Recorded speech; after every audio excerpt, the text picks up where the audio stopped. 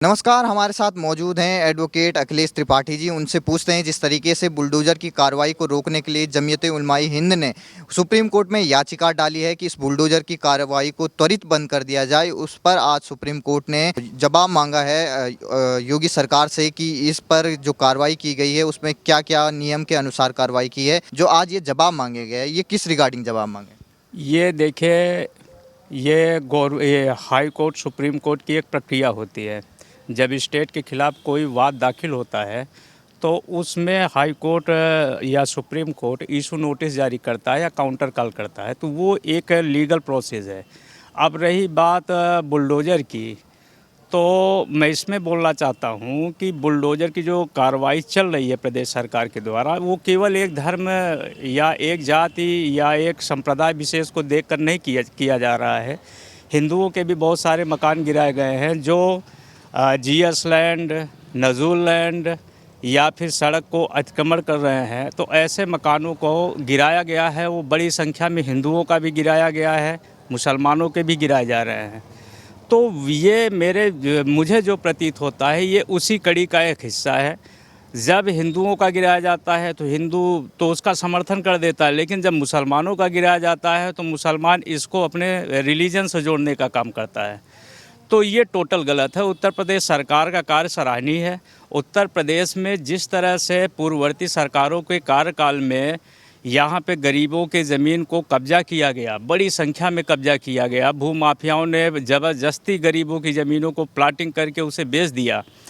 तो मैं एक अधिवक्ता होने के नाते बता रहा हूँ, चूँकि मैं इलाहाबाद हाई कोर्ट में हूँ, पूरे प्रदेश का मामला यहाँ पे आता है, तो उस नज़रिए से मैं बता रहा हूँ जो हम लोग फील करते थे। और हमारे देश में जो राजस्व से संबंधित जो कानून थे, वो कानून बहुत लचर है। मैं मानता हूँ कि पूरी दुनिया में इतना लचर कानून नहीं हो सकता जैसे कि हमारे इंडिया में है। यहाँ पर अगर कोई किसी की ज़मीन कब्जा करता है तो वो सिविल सूट फाइल करता है जिला न्यायालय में, और वो सिविल सूट 10 साल 15 साल तक पेंडिंग में रहता है, तब जाके कहीं वो डिसाइड होता है। तो गौर करने की बात है, किसी व्यक्ति की अगर प्रॉपर्टी कब्जा होती है, वो वकील को फीस भी दे रहा है, बार बार कोर्ट का चक्कर भी लगा रहा है, कई वर्षों कई मुकदमे तो ऐसे होते हैं जो पीढ़ी दर पीढ़ी नहीं फाइनल हो पाते। हमारे देश में त्रिस्तरीय न्याय व्यवस्था है। जिला न्यायालय से फाइनल होगा तो हाई कोर्ट जाएंगे, हाई कोर्ट के बाद सुप्रीम कोर्ट जाएंगे। व्यक्ति की तो उम्र गुजर गई है, वो पैसा भी खर्च कर रहा है, उसको अपनी प्रॉपर्टी भी नहीं मिल रहा है। तो उत्तर प्रदेश राजस्व संहिता 2016 में एक कानून बना, उसमें धारा 134 का प्रावधान हुआ। उस प्रावधान में प्रदेश सरकार ने यह निश्चित किया कि अगर कोई व्यक्ति किसी व्यक्ति की प्राइवेट ज़मीन या सार्वजनिक ज़मीन या नज़ुल लैंड, जीएस लैंड, तालाब, पोखरा, खलिहान, इस तरह का कोई भी ज़मीन अगर कब्जा करता है तो धारा 67 उत्तर प्रदेश राजस्व संहिता के अनुसार राजस्व विभाग उसे तत्काल संज्ञान में ले और 2 महीने के अंदर पूरी सारी कानूनी प्रक्रिया को पूर्ण करते हुए उस कब्जाधारी को उस उक्त भूमि से बेदखल करे, ऐसा नियम है। तो इससे प्रदेश की जनता को बहुत बड़ी राहत मिली है, प्रदेश की जनता को सुकून मिला है। भूमाफिया डरे हुए हैं, और भूमाफिया ज़्यादातर उसी संप्रदाय विशेष से थे जो आज विरोध कर रहे हैं, क्योंकि उनकी दाल रोटी उसी से चलती थी। एग्जाम्पल के लिए हमारे ही प्रयागराज में कुछ भूमाफिया थे, अब उनका मैं नाम नहीं लेना चाहता, तो उनकी दाल रोटी उसी से चलती थी। आज वो बौखला चुके हैं। अब रही बात आम जनता की, आम जनता इससे सुकून महसूस कर रहा है। विगत कुछ दिनों पहले अभी जो उत्तर प्रदेश में विधानसभा चुनाव हुआ, ये उसका जनता का ये रिजल्ट है। अगर जनता असंतुष्ट होती तो इतनी बड़ी इतना पूर्ण बहुमत की सरकार न बनाती। तो जनता संतुष्ट है। उनको अगर बुरा लग रहा है, अगर वो मजहब से जोड़ रहे हैं तो जोड़ने दीजिए, उनका काम ही है मजहब से जोड़ना। वो तो जनसंख्या नियंत्रण को भी मजहब से जोड़ देते हैं, वो तो धारा 370 को भी मजहब से जोड़ देते हैं, वो सीएए एनआरसी को भी मजहब से जोड़ देते हैं। तो उनका काम है जोड़ना, और देश की जनता का काम है देश की समृद्धि, देश का विकास, इन सब के बारे में सोचना। देश की जनता जो सोच रही है वो अच्छा है, वो जो सोच रहे हैं वो गलत है। वो हार रहे हैं, वो बौखला रहे हैं, वो पस्त हो रहे हैं। जी। जिस तरीके से आपने देखा होगा कि इस तरीके से एसएसपी ने यहाँ के जो प्रयागराज के पुलिस हैं उन्होंने 59 ऐसे आरोपी हैं जिनके उन्होंने पोस्टर रिलीज़ किए हैं जो दिखाई दे रहा है कि वो पत्थर मार रहे हैं। तो ये बताइए कि जो संपत्ति कुर्क करने का जो एसएसपी ने कहा है, अगर ये सरेंडर नहीं करते हैं तो इनकी संपत्ति भी कुर्क हो सकती है, इस रिगार्डिंग क्या है आईपीसी में? जी, ये सीआरपीसी का नियम है। पुलिस के पास कुर्क करने का पूरा राइट्स होता है। अगर अपराधी समय के अंदर खुद को सरेंडर नहीं करता पुलिस के सामने या जुडिशियल मजिस्ट्रेट के न्यायालय में, तो ऐसे कंडीशन में पुलिस के पास पूरा अधिकार होता है कि उस प्रॉपर्टी को, चल या अचल संपत्ति, दोनों संपत्ति उसमें निहित होते हैं, दोनों प्रॉपर्टी को वो कुर्क कर सकता है। ये राइट्स है, ये पहली बार नहीं हो रहा है, ये पहले भी होता था, सदैव होता था। ये आज इस देश में लगभग 150 साल से चल रहा है। चूँकि ये सीआरपीसी 150 साल पहले बनी थी, ये इंडियन गवर्नमेंट का बनाया हुआ कानून नहीं है। आईपीसी, सीआरपीसी, एविडेंस एक्ट, ये सब अंग्रेज़ों के बनाए हुए कानून हैं। ये पहले से ये प्रक्रिया चल रहे थे, आज भी चल रहे हैं, लेकिन पहले लोगों को बुरा नहीं लगता था। आज चूँकि इनको सरकार का विरोध करना है, तो ये हर एंगल पे विरोध दर्ज करा रहे हैं। ये पुलिस की प्रोसेस है, ये लीगल प्रोसेस है। कांग्रेस के ज़माने में भी हुआ, कांग्रेस ने इसको सपोर्ट किया। सपा के भी ज़माने में होता था, सपा भी सपोर्ट करती थी, बीजेपी भी कर रही है। ये कुछ नया नहीं है इसमें, ये पुरानी प्रक्रिया है। जिस तरीके से 10 जून को जुम्मे की नमाज के बाद पथराव हुआ था, अब उसके जो आरोपी हैं उनको किस तरीके से धरपकड़ की जा रही है, लेकिन कई जो नेता हैं, चाहे ओवैसी हैं, चाहे अखिलेश यादव जी हैं, ये कह रहे हैं कि ये कार्रवाई सही नहीं है कि तुम बिना किसी जांच के, बिना किसी को दोषी ठहराए उस पर बुलडोजर चला रहे हैं। ये कहाँ तक न्याय संगत? देखिए, ये वही गवर्नमेंट है जो गवर्नमेंट मुजफ्फरनगर दंगे में एक धर्म विशेष, खास तौर पे हिंदुओं का पूरे मुजफ्फरनगर में शस्त्र लाइसेंस निरस्त करने का काम किया था। उक्त इनके गवर्नमेंट आर्डर को मैंने ही इलाहाबाद हाई कोर्ट में चैलेंज किया था, उसे मैंने ही क्वेश्चन करवाया था। तो ये सदैव अपराधियों का साथ देते थे, ये सदैव दंगा का सपोर्ट करते थे। अखिलेश यादव को सोचना चाहिए कि उनके कार्यकाल में उत्तर प्रदेश में जिस तरह से दंगे हुए, क्या आज हो रहे हैं? आज तो दंगे ही नहीं हो रहे हैं। जब से योगी सरकार आई है, 5 वर्ष का कार्यकाल उन्होंने पूरा किया, फिर ये दूसरी बार उनको पूर्ण बहुमत की उन्होंने सरकार बनाई, तो उत्तर प्रदेश तो जल ही नहीं रहा। उत्तर प्रदेश तो शांत है, उत्तर प्रदेश विकास कर रहा है, चारों तरफ बेहतर सड़कें बन रही हैं, हर आदमी सुकून से जीवन जी रहा है। अपराध का जो ग्राफ था वो घट रहा है। हाई कोर्ट में सपा की सरकार में एक क्रिमिनल रिट में एक दिन में 300-400 रिट पिटीशन फाइल होते थे। आज वो रिट पिटीशन घटकर 100 और 125-120 तक हो गया। ये इस बात का रिकॉर्ड है कि उत्तर प्रदेश में अपराध का ग्राफ बहुत तेज़ी से नीचे आया है। गुंडा माफिया जो है वो जेल में है आज। अतीक अहमद, मुख्तार अंसारी, जितने भी बाहुबली पूरे प्रदेश में हैं, वो सब शांत हो गए। आज पहले क्या होता था, कोई विधायक सड़क से जाता था तो उसके पीछे आगे 10 राइफलधारी टहलते थे। आज कोई विधायक मेरे बगल से निकल के चला जाता है, मुझे एहसास ही नहीं होता कि ये विधायक भी है। एक आम नागरिक की तरह एक विधायक भी है और हम भी हैं। तो ये फ़र्क है। उनका नज़रिया अलग था, वो फ्लॉप हो चुके हैं।